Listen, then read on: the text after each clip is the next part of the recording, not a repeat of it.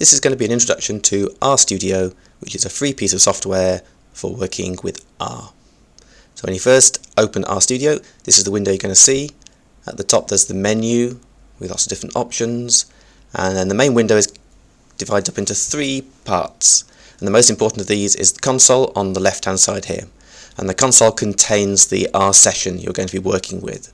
And at the bottom is the command prompt, the blue prompt here. All the commands are going to be sent through that command prompt for R to execute. So that's the main workhorse of R. On the right hand side there are two sub windows. The top one, there is an environment tab that's going to contain all the variables that are currently in your R session. And the history tab is going to contain a list of all the commands that you've sent to R. You can go back through and pull out old commands. In the bottom here there is a files tab which gives you a link to a file system viewer so you can navigate through your computer. The plots tab is where all the graphical output is going to be contained.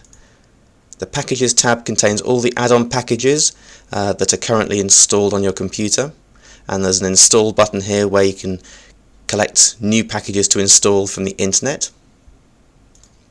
The help tab contains any help that R displays. And finally the viewer tab is a viewer for additional objects that R might want to display. And that's it. So the only thing you would want to do when you start is to set one global option.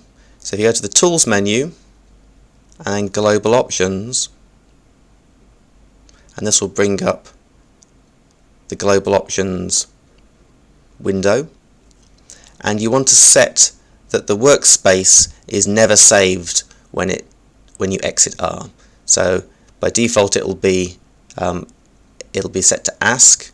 You want to reset that to never, just so that large data sets that you might be working with don't automatically get saved onto your computer. And that's it. Happy working with R.